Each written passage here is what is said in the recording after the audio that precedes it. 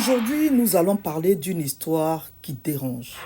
D'une histoire que beaucoup préfèrent ignorer. Parce qu'elle met face à une réalité incomparable, l'abandon d'un enfant par sa propre mère.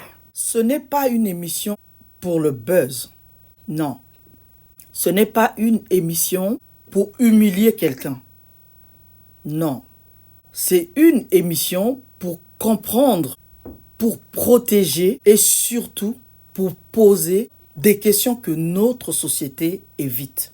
Cette histoire fait du bruit sur les réseaux sociaux, oui, sur des TikTok. Cette histoire commence par un enfant de 5 ans. 5 ans, c'est l'âge où un enfant a encore besoin de sa mère. Un enfant de 5 ans a besoin de sa mère pour dormir, pour manger, pour se sentir en sécurité. Cet enfant-là est laissé à son père. Puis, faute de moyens, il est envoyé vivre chez une tante en Angola. Il grandit dans la précarité, loin de la mère, sans nouvelles, sans appel, sans affection maternelle, ni affection paternelle. Des années passent, l'enfant devient adolescent, puis adulte.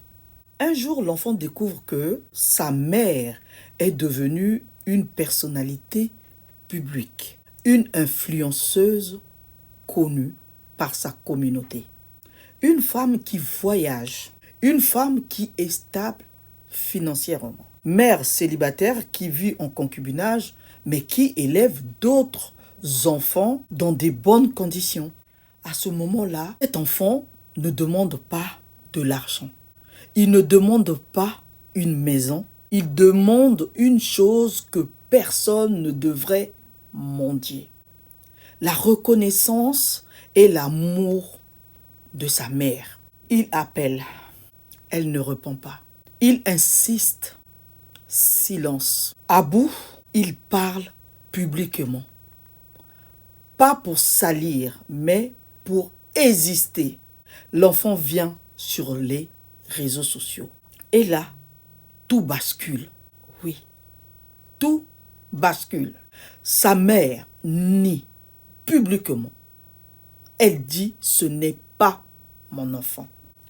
Le public doute. Certains l'accusent de mentir.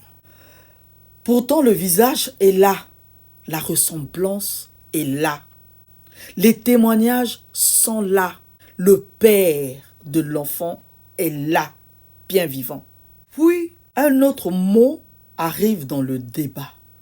Un mot qui fait mal. Le mot sexualité. Et soudain, on comprend que ce rejet n'est peut-être pas un doute, mais un refus. La mère affirme qu'elle ne peut pas accepter un enfant comme ça. La mère l'appelle un enfant anti-Christ. La mère vient carrément sur les réseaux sociaux, publiquement, humilier l'enfant. La mère décourage même d'autres influenceurs d'aider cet enfant. Elle décourage même les gens de l'aider. Pendant ce temps, cet enfant dort dans la rue, survit grâce aux dents, vend le peu qu'il a pour tenter les dernières fois de retrouver sa mère malgré tout, jusqu'à voyager à Kinshasa avec l'espoir fou de retrouver sa mère. L'enfant s'est mis en tête qu'un face-à-face changera tout. Mais le rejet continue. Aujourd'hui, cet enfant à la vingtaine, il est fatigué de supplier. Il est fatigué d'attendre. Il a fini par craquer, par parler avec colère, par dire des mots qu'on dit quand on a été humilié trop longtemps. Ce soir, la vraie question n'est pas qui a insulté qui. La vraie question est, peut-on abandonner son enfant parce qu'il est différent? La religion peut-elle justifier l'humiliation? À partir de quand un parent cesse-t-il vraiment être un parent, aimer son enfant? Cette émission n'est pas contre une femme. Elle est pour un enfant. Un enfant qui n'a pas demandé à être là. Un enfant qui n'a rien demandé. Toi, je vais m'adresser directement, Enoch. Tu n'es pas fou. Tu n'as pas inventé ta douleur. Chercher l'amour de sa mère n'est ni une honte, ni une faiblesse. Tu as tout fait ce qu'un enfant pouvait faire. Tu as attendu, tu as appelé, tu as respecté. Si aujourd'hui tu es fatigué, c'est tout à fait normal. Ton orientation ne t'enlève ni ta dignité, ni ta valeur, ni ton humanité. Être rejeté ne veut pas dire que tu es rejetable. Cela parle de la limite de l'autre, pas de la tienne. Si tu as insulté, tu as crié, tu as explosé, ce n'est pas parce que tu es mauvais. C'est parce que la douleur accumulée finit toujours par sortir.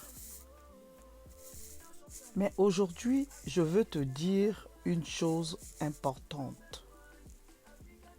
Tu n'as plus à mendier l'amour de quelqu'un qui refuse de te voir. Ton existence n'a pas besoin d'être validée par le rejet. Tu es déjà quelqu'un, Enoch. Tu mérites la sécurité, le respect, la paix. Et même si ta mère n'est pas prête, ta vie ne s'arrête pas là. Ce monde est plus grand que le refus d'une personne. Ton avenir ne se définit pas par un abandon. Reste en vie, mon fils. Reste digne. Reste debout. Tu n'es pas seul, car la vie, tout l'amour, c'était les enfants du monde. Carole, à très bientôt.